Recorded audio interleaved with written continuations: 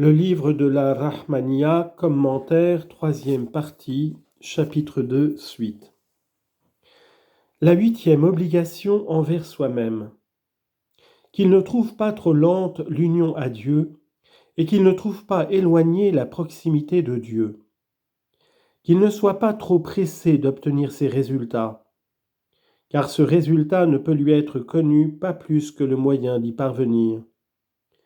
Mais il doit servir Dieu pour l'amour de lui seul, et soit que Dieu lui ouvre les yeux du cœur et enlève les voies qui le couvrent, soit qu'il ne le fasse pas. Car la pratique de la piété est une des conditions de la servitude qui est due à Dieu.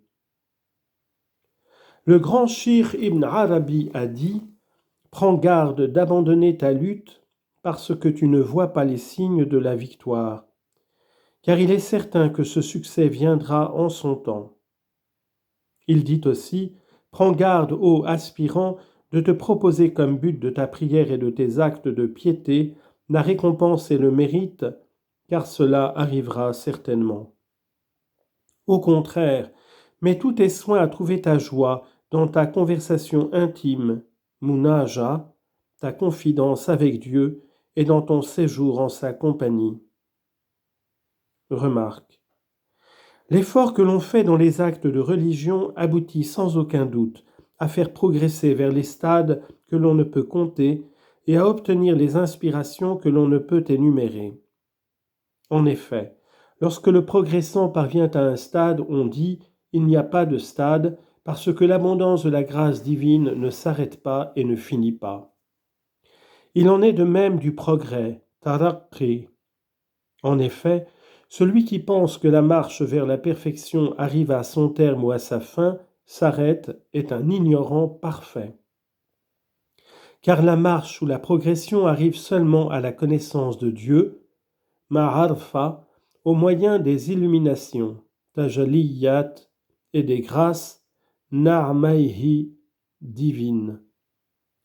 Le cœur se prépare à obtenir cette science et à la connaître distinctement, ainsi qu'à la connaissance de ce qu'elle renferme d'inspiration au moyen de l'illumination de son miroir de l'âme, au moyen de la suppression des convoitises de l'âme sensuelle et de la victoire qu'il remporte sur elle en s'approchant de Dieu par l'obéissance à ses ordres et en s'abstenant de ce qu'il défend. En pratiquant les œuvres surérogatoires et en imitant les pieux ancêtres, que Dieu nous mette de leur nombre. Il y a quelques hommes qui sont arrivés à cet état et ont goûté la véritable douceur des connaissances divines. 9e obligation envers soi-même. Qu'il cache autant qu'il peut ses actions et ses états afin de vivre uniquement occupé de Dieu, sans s'occuper des autres créatures en dehors de lui. Tous les maîtres sont unanimes à dire que si un aspirant désire se montrer et faire connaître ses perfections par les hommes, il est arrêté dans sa perfection et ne pourra pas avancer dans le chemin de la perfection. 10e obligation envers soi-même. Vers 563 à 566. Évite l'envie, évite la tromperie, évite le mensonge, l'orgueil, la vanité, l'hypocrisie. Commentaire. Une des obligations de l'aspirant est de ne pas se laisser toucher, talabbas, par quelque marque de l'envie, hasad. Ad-Dilmi dit dans le Musnad, l'envie corrompt la foi comme l'aloès corrompt le miel. Ibn Majah, l'envie dévore les bonnes actions comme le feu dévore le bois. At-Tabrani, je n'aime ni l'envie, ni la médisance, ni la magie, kahana. L'imam Ahmad at-Tirmidhi a dit « L'envie et la haine, barda, est une chose qui rase la religion et non les cheveux. » 11e obligation, éviter la tromperie. Le terme tromperie, mukhassa'a, désigne la ruse, makr, et la fausseté cachée, rash.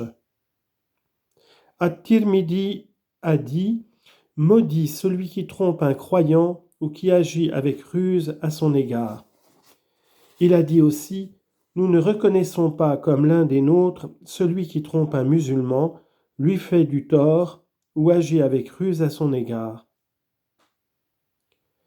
Dans la Haliya de Abu Naïm, il n'est pas des nôtres celui qui trompe un musulman, qui est de sa famille ou qui est son voisin. 12e obligation, éviter le mensonge. La malice du mensonge est reconnue de tous en religion. Même s'il n'était pas défendu par la défense d'Allah, seuls ceux qui ne croient pas pratiquent le mensonge. Sourate 16, verset 11, on la reconnaîtrait nécessairement.